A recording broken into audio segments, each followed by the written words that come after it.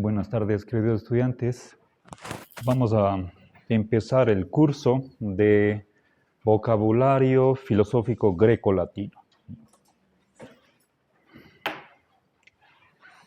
A ver, en los minutos que me restan, únicamente voy a hacer la presentación del sílabo. Voy a empezar por importancia de la materia.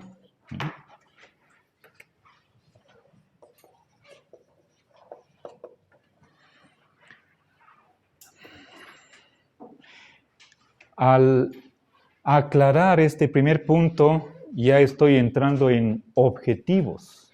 ¿Sí?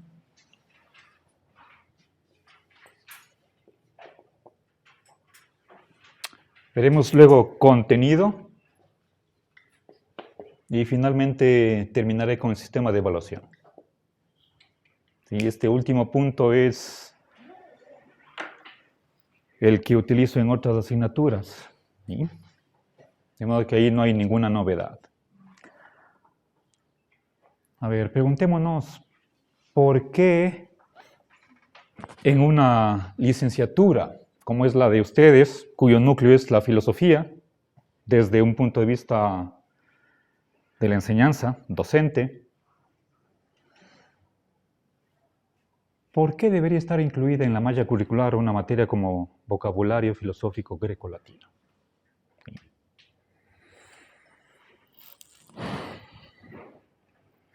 Imagínense ustedes cuál podría ser una razón, una justificación. ¿Sí? A ver.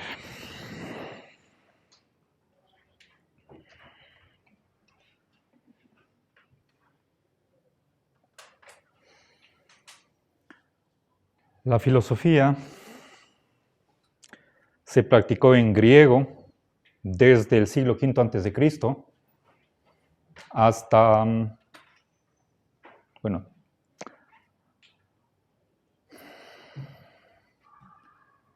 podemos decir hasta el fin de la Edad Antigua. Solo con que hayan escrito en griego Platón y Aristóteles vale la pena conocer algo de griego. El latín perduró hasta la edad contemporánea. El último filósofo de la historia de la filosofía que escribió en latín es Hegel. No sé exactamente en qué año, pero de él tenemos un trabajo que presentó para convertirse en profesor, si no estoy mal, en la Universidad de Jena. Ahí está la siguiente frase.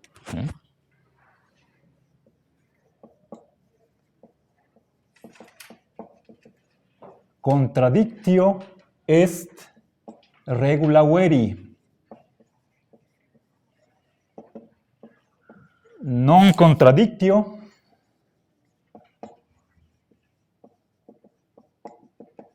falsi.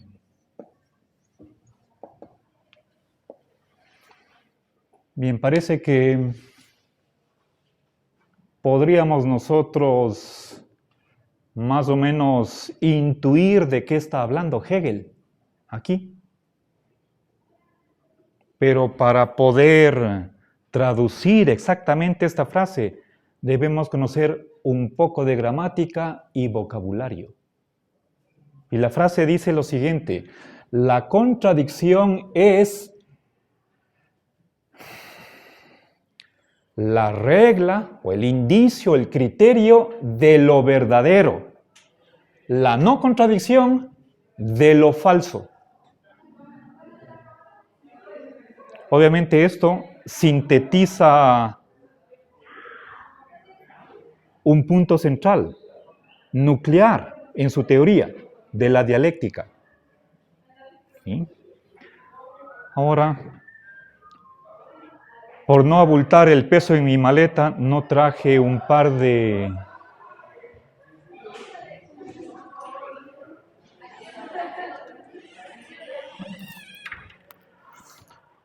un par de libros en latín del siglo pasado, hasta el Concilio Vaticano II, convocado por el Papa Paulo VI.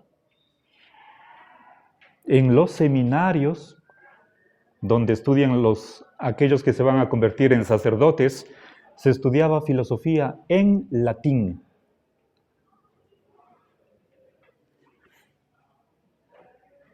Hasta mediados de los años 60. Los textos estaban en latín. El profesor hablaba en latín. Yo tenía, cuando era estudiante de filosofía, un profesor llamado Eduardo Rubianes. Él había sido alumno de José Hellín. Hellín era autor de un libro de Teodicea, o mejor dicho, Teología Natural.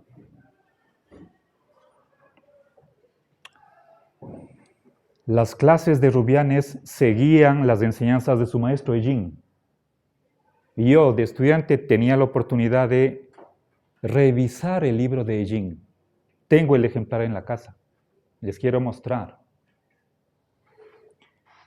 Cuando regresé de mi maestría en Estados Unidos, el departamento de filosofía en ciencias humanas se cerró, porque había la escuela de filosofía en la facultad de teología. Yo regresé a dar clases en la facultad de teología y fui profesor de, ya no recuerdo cómo se llamaba la materia, ontología o metafísica, un semestre. Y no podía dar cualquier cosa, no podía dar filosofía analítica, tenía que dar filosofía escolástica. Y para eso utilicé un libro que compré en Quito. Le estoy hablando de los años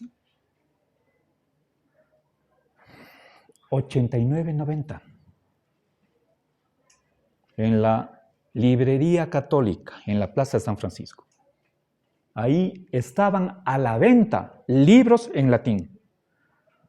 Yo vine acá a Cuenca en el 92 y tuve la suerte de en la librería de la arquidiócesis, el obispado, conseguir comprar otros volúmenes en latín. Seguramente yo fui el último comprador de esos libros. Había varios, pero estaban ocupando espacio en los anaqueles, seguramente habrán botado. Entonces, el latín en filosofía avanza hasta por lo menos el siglo XVIII. Ahora, si nosotros quisiéramos estudiar la filosofía a profundidad, seriamente, como se debe, ¿sí? Seguramente nos vamos a topar con frases o en griego o en latín, y que por lo tanto hay que traducir. ¿Qué dijo Heráclito? ¿Qué dijo Platón? ¿Qué dijo Parménides? Santo Tomás. Tenemos que ir a los originales. No podemos confiar en las interpretaciones. Podemos nosotros, con un conocimiento, por más que sea introductorio, rudimentario, tratar de entender qué dice el texto en su lengua original.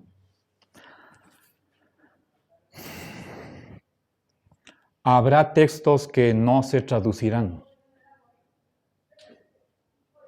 Hay publicaciones, colecciones, bibliotecas enteras de textos que están en griego y en latín. Hay una famosa colección editada por Migne, por lo menos 600 volúmenes, en latín y griego. Libros, por ejemplo, de San Juan Crisóstomo, sus homilías.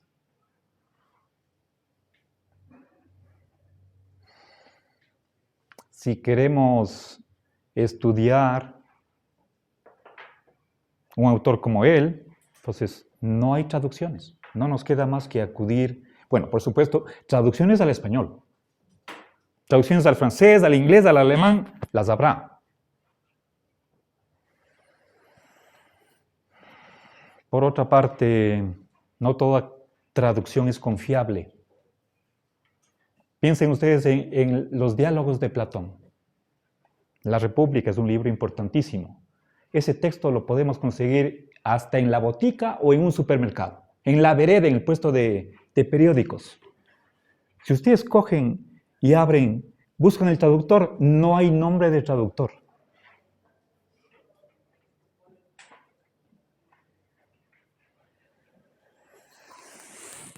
Bueno, otra razón para esta asignatura es la de que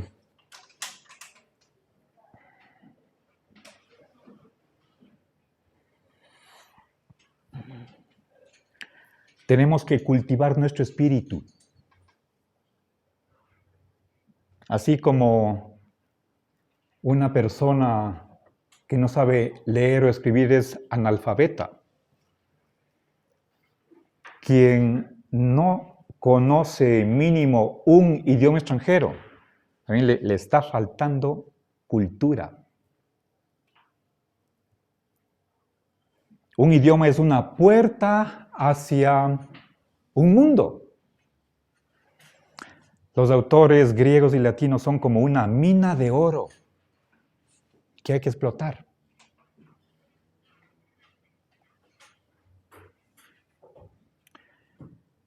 No sé en qué porcentaje el vocabulario filosófico está heredado de Grecia y Roma,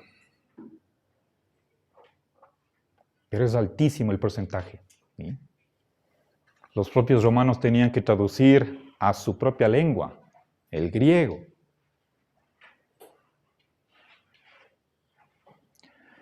Si nosotros nos fijamos en ciertas inscripciones en las iglesias, vamos a ver que están escritas en latín. En la catedral, por ejemplo.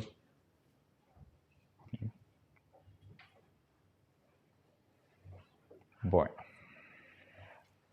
Incluso el nombre de la librería, Libri Mundi, está en latín. ¿Alguien sabe qué es eso? ¿Qué significa Libri Mundi? ¿Gaby? Libros del mundo. Porque se puede conseguir ahí libros no solamente en español, sino en otros idiomas. ¿Sí? Bueno.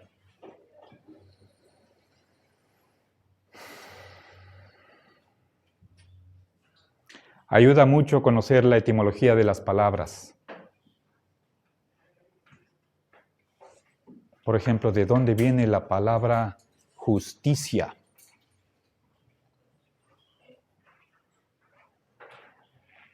Y si no conocemos un poco de latín, podemos cometer errores. ¿Sí? Finalmente, y algo muy, muy importante, es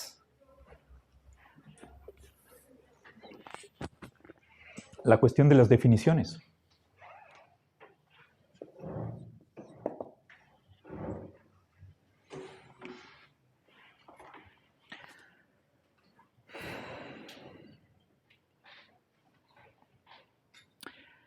De aquí a un año ustedes estarán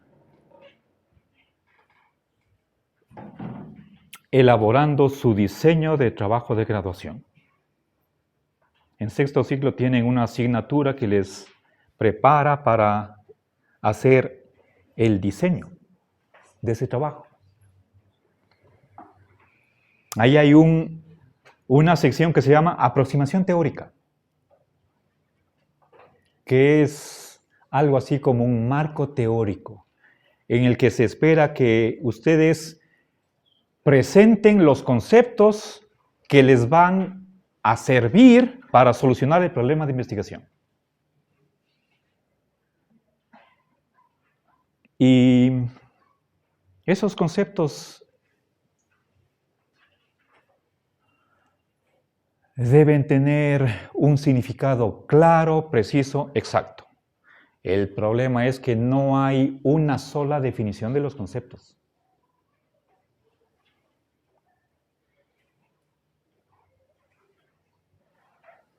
Para seguir con el mismo ejemplo de justicia, podemos hablar de una historia de ese concepto.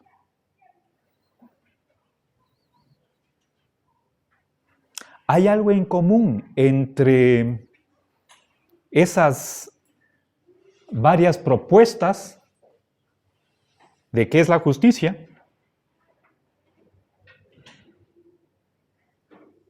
Posiblemente no. La palabra ética. ¿Qué es la ética? Primer problema en la asignatura de séptimo ciclo.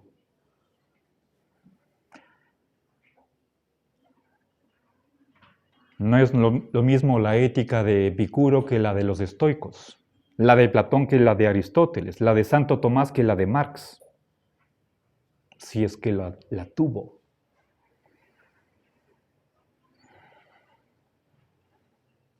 Entonces, ¿qué significa Dios? ¿Qué significa hombre? ¿Qué es la historia?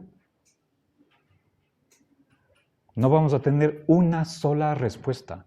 No es cuestión como de las ciencias exactas. Si pregunto qué es triángulo, qué es kilómetro, ahí no hay discusión. Conceptos así no hay en filosofía. ¿Qué es el Estado?